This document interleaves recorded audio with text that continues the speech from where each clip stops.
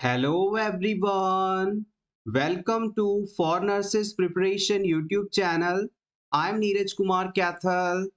Today is 26 March 2023. Let's begin today's MCQ session for upcoming nursing recruitment exam. Our first question is: a child is not giving his toys to another. This type of play is: एक बच्चा अपने खिलौने अपने साथ खेल रहे बच्चों के साथ शेयर नहीं करता है, उन्हें इनसे खेलने नहीं देता है, तो ये किस प्रकार का प्ले का एग्जाम्पल है? Parallel play, group play, social play या फिर ये सभी? This question is important for upcoming PGI exam.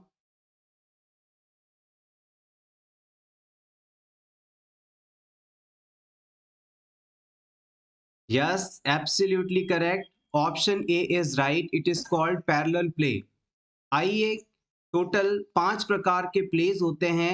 इन्हें किस नाम से जाना जाता है और कौन से एज ग्रुप में बच्चे इसमें इन्वॉल्व होते हैं, इसे जान लेते हैं.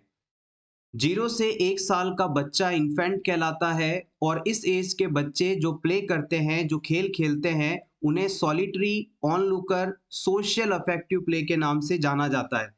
जब बच्चा 1 साल का होता है तो वो अपने सामने आए किसी भी ऑब्जेक्ट को देखकर अपने हाथ पाँव को उस तक पहुँचने के लिए उसे मूवमेंट करता रहता है. इस तरह का जो प्ले है वो सॉलिटरी, ऑनलूकर या सोशल अफेक्टिव प्ले कहलाता है. खेल खेलना, प्ले करना किसी भी बच्चे के शारीरिक और मानसिक विकास के लिए बहुत ही इसेंशियल है. Complete physical and mental development can be achieved with the play. It is essential for every age of children. जब बच्चे की उम्र 1 साल से 3 साल के बीच होती है तब हम इसे टॉडलर एज ग्रुप का बच्चा कहते हैं और इस प्रकार के बच्चे पैरेलल प्ले या थेराप्यूटिक प्ले के रूप में प्ले करते हैं. यानी बच्चे अपने आसपास खेल रहे दूसरे बच्चों के पास खेलते तो हैं, लेकिन वो इस उम्र में उनके साथ खेलना पसंद नहीं करते. उनके पास जो भी टॉयज हैं, खिलौने हैं, उनसे वो खुद ही खेलेंगे लेकिन रहेंगे उनके आसपास. This is called parallel play और थेराप्यूटिक प्ले. फिर आती है 3 से 6 साल तक की उम्र के बच्चों की स्टेज, जिसे हम प्री स्कूलर एज ग्रुप के नाम से जानते हैं. इस प्रकार की एज में एसोसिएटिव कोऑपरेटिव प्ले देखने को मिलता है. यानी बच्चा अब अपने आसपास खेल रहे दूसरे बच्चों के साथ खेलना शुरू करता है, अपने टॉयज को शेयर करना शुरू करता है. फिर बात करते हैं स्कूल एज चिल्ड्रन की, जो कि 6 से लेकर 12 साल के बच्चों को कहा जाता है.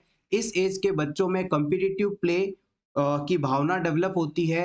वो जो भी खेल खेलते हैं उनमें रूल्स बनाते हैं, रिचुअल्स बनाते हैं, उन्हें स्ट्रिक्टली फॉलो भी करने की कोशिश करते हैं. इस तरह से स्कूल एज के बच्चों में प्ले देखने को मिलता है. और जब बच्चा एडोलेसेंट एज में होता है, 9 से 19 साल के बीच में होता है, तब इस बच्चे को एथलेटिक्स के जो गेम्स होते हैं उन्हें खेलने में इंटरेस्ट जागता है और इन गेम्स को खेलते हुए स्ट्रिक्ट रूल्स को फॉलो करना उनमें देखा जाता है. तो याद रखिएगा, 5 प्लेज हैं. इनसे प्रीवियस एग्जाम में कई बार क्वेश्चंस पूछे गए हैं. पीजीआई एग्जाम में यहाँ से एक क्वेश्चन बनने की पूरी संभावना है. आप इस स्लाइड का स्क्रीनशॉट लेकर इसे जरूर याद कर लें.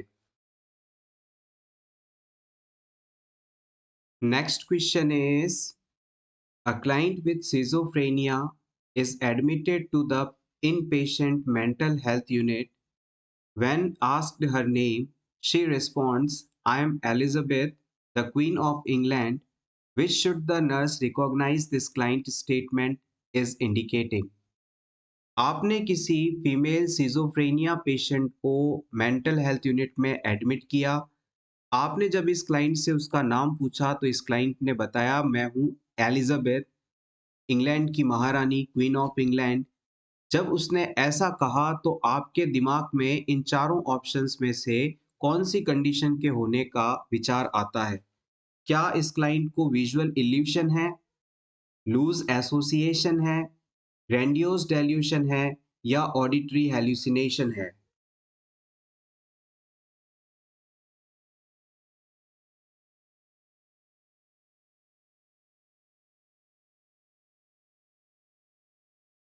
The right answer is option C. Delusion शब्द का मतलब होता है अनशेकेबल फिक्स फॉल्स बिलीफ, यानी कि अगर किसी व्यक्ति ने एक बात किसी गलत चीज को सही मान लिया तो आप उसे कितना भी प्रूफ दिखाएं वो उसे बदलता नहीं है। यहाँ पर इस पेशेंट को ये बिलीव हो चुका है कि वो एलिजाबेथ है, इंग्लैंड की महारानी है, क्वीन ऑफ इंग्लैंड है, यानी वो खुद को ग्रेट समझ रही है, खुद के ग्रेट होने का उसे डेल्यूशन हो गया है, फिक्स्ड फॉल्स अनशेकेबल बिलीफ हो गया है, और इस कंडीशन को हम इसी नाम से आइडेंटिफाई करेंगे। विजुअल इल्यूशन का मतलब होता है किसी भी एक्सटर्नल स्टिमुलाई को मिस इंटरप्रिटेट करना, यानी कि आपने रास्ते में अंधेरा था और वहां पर रस्सी के टुकड़े को सांप समझ लिया, तो ये विजुअल इल्यूशन का एग्जाम्पल है। लूजनिंग एसोसिएशन का मतलब होता है कि जब कोई व्यक्ति बोलते समय एक विचार से दूसरे विचार में अनरिलेटेड तरीके से शिफ्ट करे, तो ये चीज लूजनिंग एसोसिएशन कहलाता है। यानी किसी एक चीज के बारे में पूरी बात नहीं करता, वो कई बातों पर स्विच करता रहता है। ऑडिटरी हेल्यूसिनेशन का मतलब है कि बिना किसी आवाज के प्रेजेंस के पर्सन को उन आवाजों का सुनाई देना ऑडिटरी हेल्यूसिनेशन है।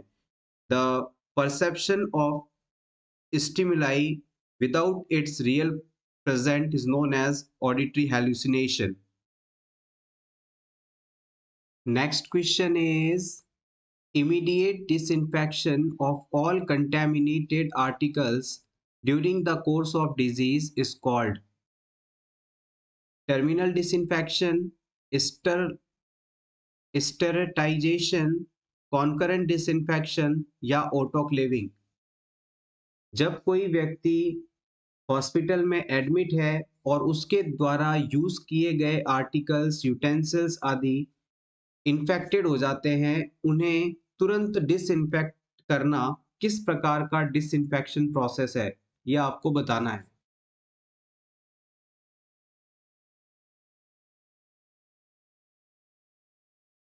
The right answer is option C, concurrent disinfection. देखिएगा, डिसइंफेक्शन के अंदर दो वर्ड्स हैं, डिस प्लस इन्फेक्शन, यानी कि किसी भी जगह से अगर आप इन्फेक्शन को हटा रहे हैं तो ये चीज डिसइंफेक्शन प्रोसेस कहलाती है। और किसी भी पेशेंट द्वारा किसी आर्टिकल के इन्फेक्टेड होने पर आप तुरंत उस आर्टिकल को डिसइंफेक्ट कर देते हैं, यानी इमीडिएटली डिसइंफेक्शन का प्रोसेस कर देते हैं, तो ये चीज कॉन्करेंट डिसइंफेक्शन के नाम से जाना जाता है।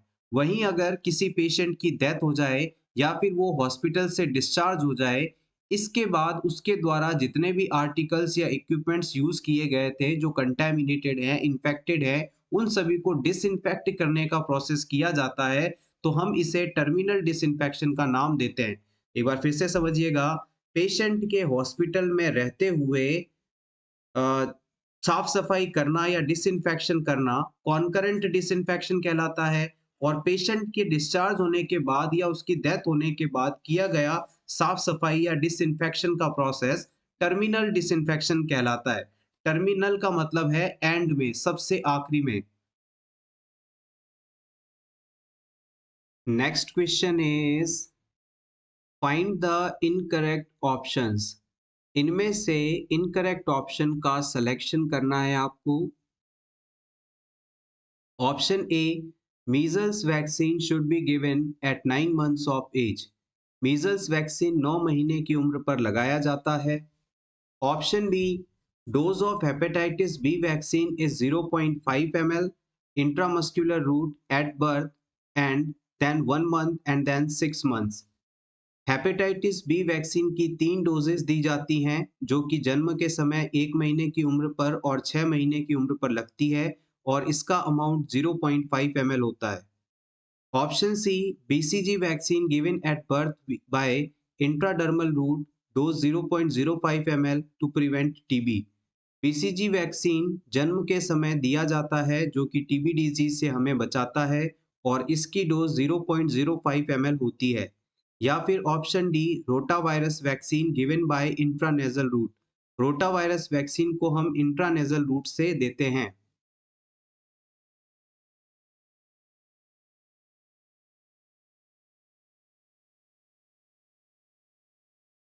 इंपॉर्टेंट क्वेश्चन है,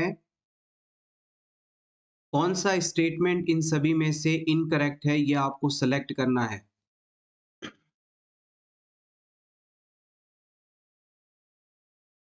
the right answer is option D. यहाँ पर जो रोटा वायरस वैक्सीन है वो इंट्रानेजल रूट से नहीं दिया जाता, ये ओरल रूट से एडमिनिस्टर किया जाता है और 5 ड्रॉप्स इसकी डोज होती है। बच्चों में डायरिया का सबसे बड़ा कॉज रोटा वायरस इन्फेक्शन होने को माना जाता है और इस रोटा वायरस के अगेंस्ट वैक्सीन अवेलेबल है, जिसे देकर हम बच्चों में इस वायरस के इन्फेक्शन को इनइफेक्टिव कर सकते हैं और इसे हमेशा ओरल रूट से लगाया जाता है। 5 ड्रॉप्स इसकी टोटल डोज होती है। रिमेनिंग ऑप्शंस की यदि बात की जाए तो 9 महीने की उम्र पर हम मीजल्स का वैक्सीन लगाते हैं, बिल्कुल सही है। और एग्जाम में ये भी पूछा जाता है कि मीजल्स वैक्सीन को तैयार करने के लिए कौन सा डाइल्यूएंट या रिकॉन्स्टिट्यूशन सब्सटेंस का इस्तेमाल किया जाता है, तो आप बताएंगे डिस्टिल वाटर का। हेपेटाइटिस बी वैक्सीन 0.5 ml की डोज के साथ जन्म के समय 1 महीने की उम्र और 6 महीने की उम्र पर लगाया जाता है। आईएम इसका रूट होता है, बिल्कुल सही बात है ये। बीसीजी वैक्सीन का फुल फॉर्म है बेसिलस कालमेटी गुवेरिन और ये हमें टीबी डिजीज से प्रोटेक्शन प्रोवाइड करवाता है।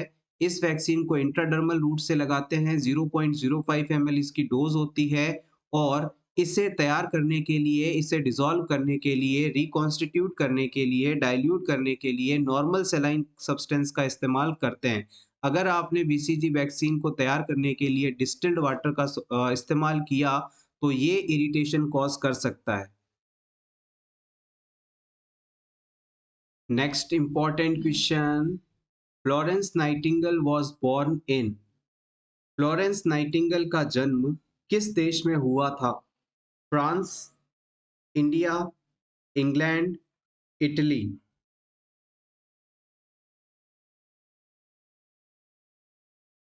The right answer is option D, Italy.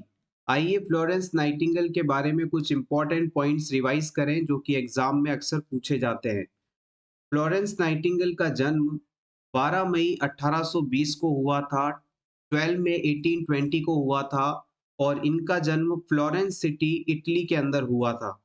इनके जन्मदिन को हर साल यानी 12 मई की डेट को हर साल हम इंटरनेशनल नर्सेस डे के रूप में सेलिब्रेट करते हैं। Florence Nightingale founder of modern nursing, mother और father of nursing, lady with the lamp आदि के नाम से जानी जाती हैं।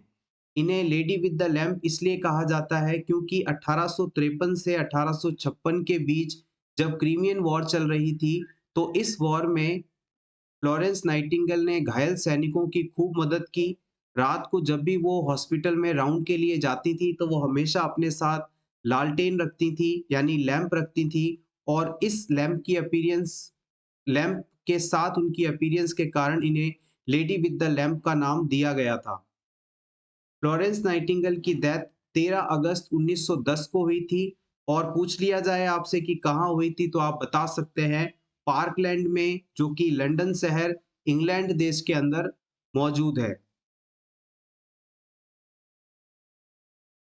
Next question is the trained MLHPs would broadly be expected to। MLHPs का फुल फॉर्म है मिड लेवल हेल्थ प्रोवाइडर्स। ये क्या काम करते हैं, इन्हें किस काम को करने की ट्रेनिंग दी जाती है, ये आपको बताना है। Option A, implement national programmes, जितने भी नेशनल प्रोग्राम्स हैं उन्हें इम्प्लीमेंट करवाते हैं ये MLHPs। या फिर administration and management at health and wellness centre, ये हेल्थ और वेलनेस सेंटर्स पर एडमिनिस्ट्रेशन और मैनेजमेंट का काम करते हैं। या option C, preventive promotive and curative care, ये प्रिवेंटिव प्रोमोटिव और क्यूरेटिव केयर प्रोवाइड करते हैं। या फिर option D, all of the above, ये सभी काम करते हैं।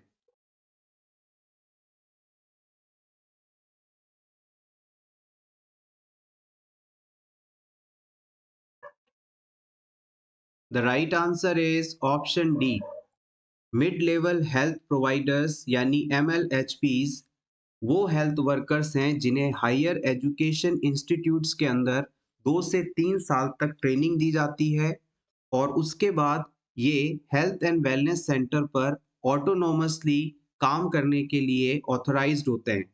ये किसी भी डिजीज को डायग्नोज कर सकते हैं, मैनेज कर सकते हैं, ट्रीटमेंट दे सकते हैं। इसके अलावा प्रिवेंटिव, प्रोमोटिव, क्यूरेटिव केयर भी प्रोवाइड कर सकते हैं।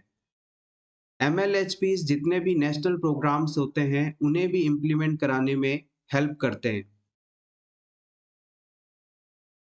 Next question is how many administrative areas are there in delivery of health services at district level.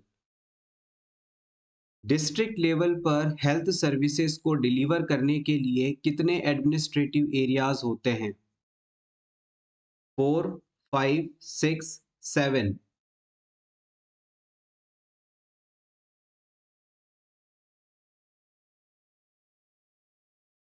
The right answer is option सी।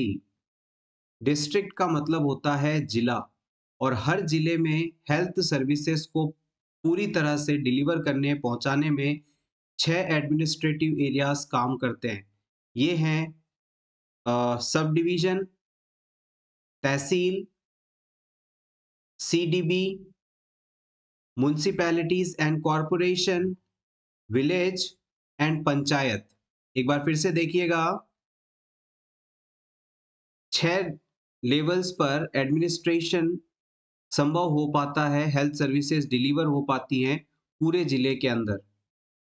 सबसे पहले है सब डिवीजन, फिर आता है तहसील, फिर आता है कम्युनिटी डेवलपमेंट ब्लॉक, फिर आता है म्युनिसिपैलिटीज एंड कॉरपोरेशन, फिर आता है विलेज और फिर आता है पंचायत।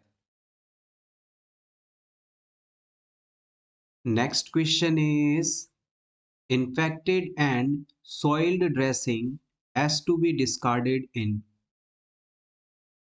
इन्फेक्शन से भरी हुई ड्रेसिंग, पस या सॉइल्ड मटेरियल से भरी हुई ड्रेसिंग किस कलर के बैग में डिस्कार्ड किया जाता है according to BMW concept? Yellow, black, blue, red. Biomedical waste management एक बहुत ही इंपॉर्टेंट टॉपिक है, यहाँ से अक्सर क्वेश्चंस पूछे जाते हैं। अपकमिंग PGI एग्जाम में भी ये टॉपिक बहुत इंपॉर्टेंस रखता है, इसके लिए आप जरूर तैयार होकर जाएं। Yes, option A is correct here. जितने भी इन्फेक्टेड सब्सटेंसेस हैं, सॉइल्ड ड्रेसिंग मटेरियल है, इन्हें आप येलो कलर बैग के अंदर डिस्कार्ड करते हैं। Next question is Gomez classification is used to grade the condition of children in. Important question.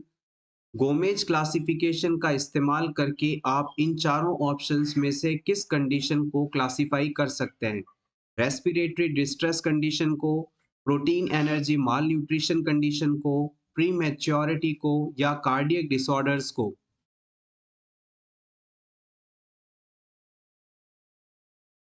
The right answer is option B. Protein energy malnutrition से suffering बच्चों को अलग अलग category में क्लासिफाई करने के लिए गोमेज क्लासिफिकेशन का इस्तेमाल किया जाता है। Next question is total number of cranial nerves are.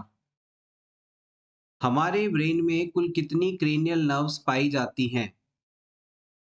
33 pairs, 7 pairs, 12 pairs, 31 pairs. Important question from anatomy subject.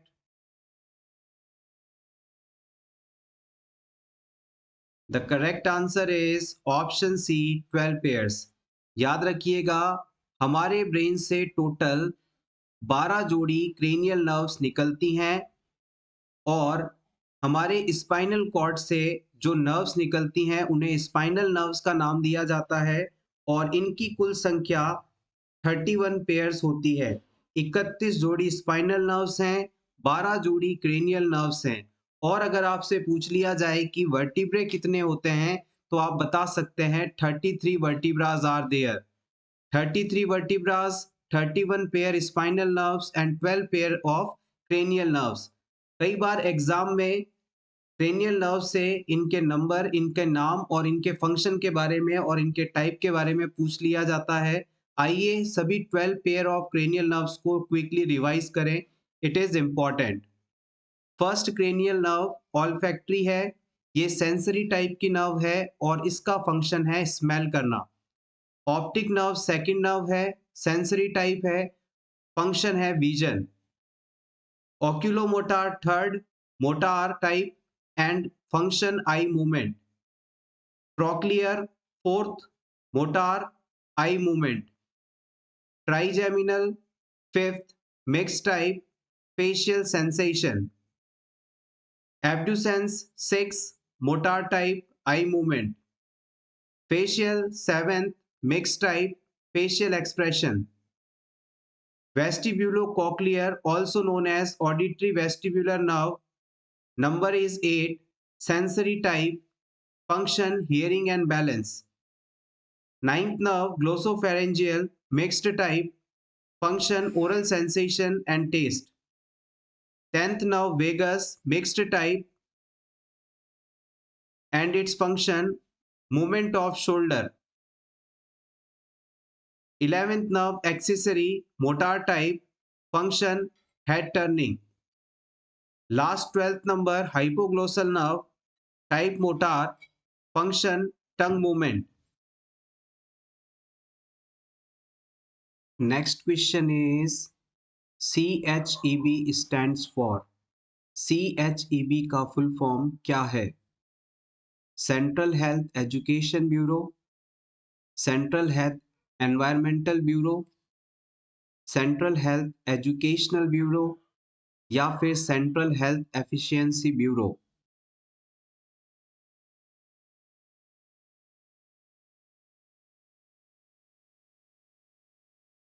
Option A is correct here. CHEB stands for Central Health Education Bureau. Central Health Education Bureau. Next question is which laboratory data confirm the diagnosis of congestive heart failure? इनमें से कौन सा lab test congestive heart failure को identify करने के लिए करवाया जा सकता है? Chest x ray, liver function test, blood urea nitrogen level या फिर beta type natriuretic peptide.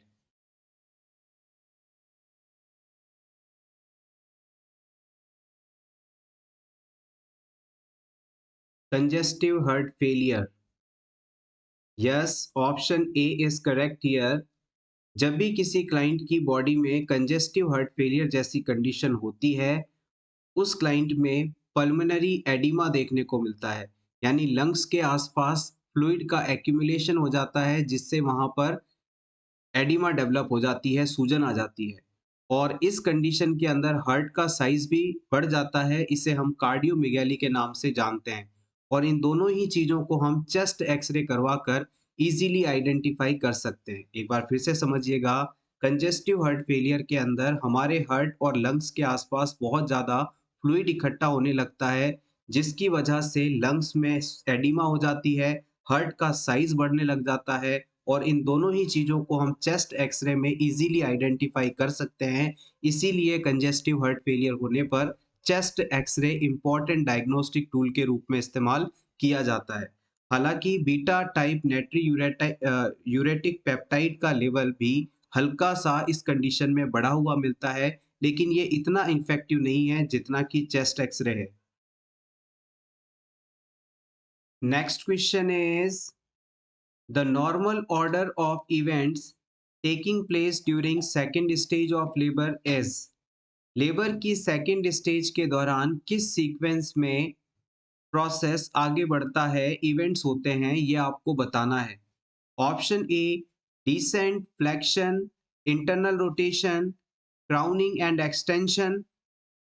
Option B descent, flexion, internal rotation, extension, crowning. Option C descent, flexion, crowning, extension, internal rotation. Option D descent, internal rotation, crowning, extension, flexion. Previous exam में यहां से questions पूछे गए हैं, important है।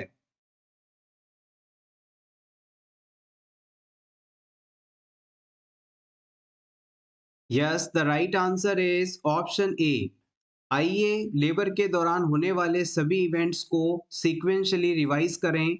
सबसे पहले होगा engagement, then descent down, then flexion, then internal rotation, then crowning, then extension, then restitution, then external rotation, and finally expulsion of fetus।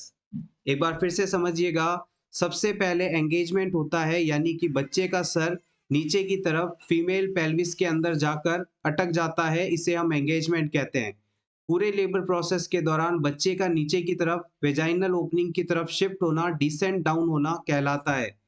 एक समय पर एंगेजमेंट के बाद बच्चे का सर फ्लेक्स होता है, यानी वो अपनी गर्दन को मोड़ता है, नीचे की तरफ झुकाता है। इस मूवमेंट को हम फ्लेक्शन कहते हैं। फ्लेक्शन होने के बाद बच्चा अपने आप को इस तरह से करवट लेता है, इंटरनली रोटेट करता है कि वो पेल्विक एरिया से इजीली आगे की तरफ पास हो सके। जैसे ही बच्चे का सर लेबर की सेकंड स्टेज में बाहर से दिखने लगता है, वल्वल आउटलेट पर विजिबल हो जाता है, इसे हम क्राउनिंग का नाम देते हैं।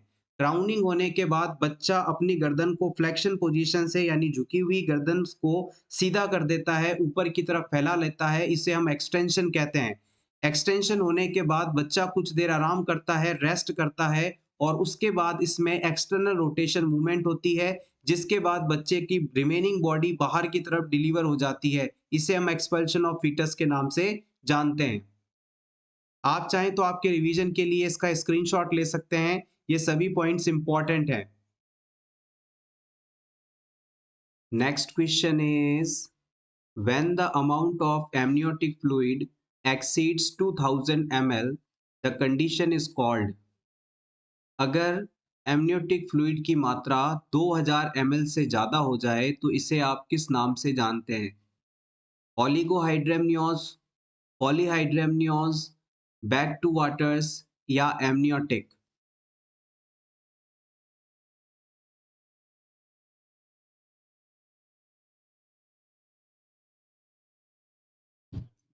The right answer is option B, polyhydramnios. Pregnancy के दौरान वुम्ब में बच्चे के चारों तरफ जो लिक्विड पाया जाता है उसे हम एमनियोटिक फ्लूइड के नाम से जानते हैं। एमनियोटिक फ्लूइड का काम बेबी को हाई या लो टेम्परेचर से बचाना और बाहर से लगने वाली चोटों से एज अ शॉक एब्जॉर्बर के रूप में काम करते हुए बेबी को प्रोटेक्ट करना है। एमनियोटिक फ्लूइड के मेन कंपोनेंट की बात की जाए तो इसमें फीटल यूरिन सबसे ज़्यादा होता है।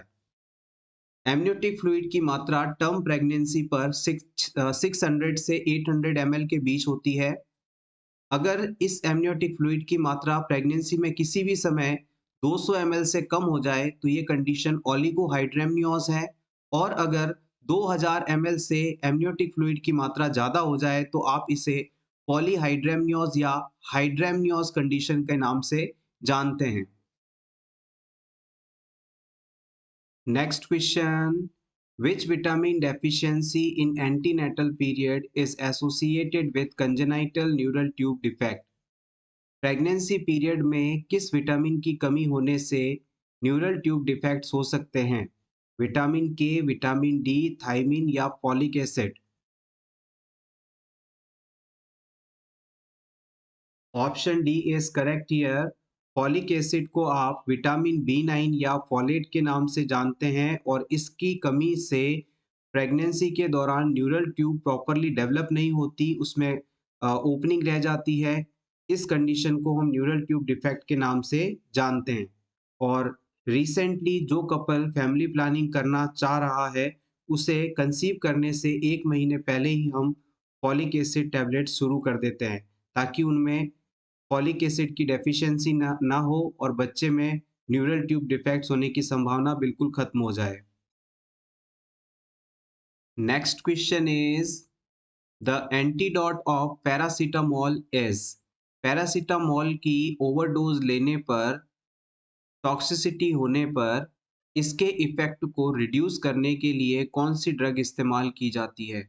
साइक्लोस्पोरिन, एन एसिटाइलसिस्टीन, साइक्लोफॉस्फेमाइड या फिर diclofenac? Option B is correct here. N-acetylcysteine is the antidote for paracetamol poisoning. Next question is total period of one cardiac cycle is. एक कार्डियक साइकिल कितने समय का होता है, कितने सेकंड्स का होता है? 0.5 seconds, 1.2 seconds, 1 seconds, 0.8 seconds? Yes, excellent guys. एक कार्डियक साइकिल का मतलब है हार्ट का एक बार कॉन्ट्रैक्ट होकर रिलैक्स होना, या सिंपली कहें एक बार धड़कना, और इसमें 1 सेकंड से थोड़ा सा कम समय लगता है, 0.8 सेकंड का समय लगता है।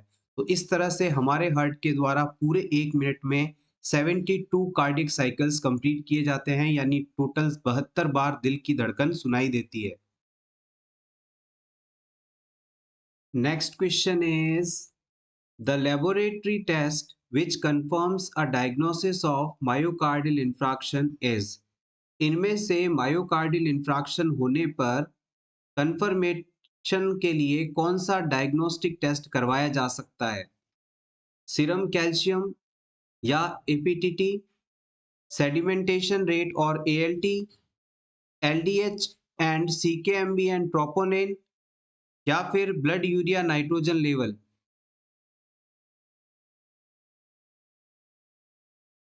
The correct answer is option C.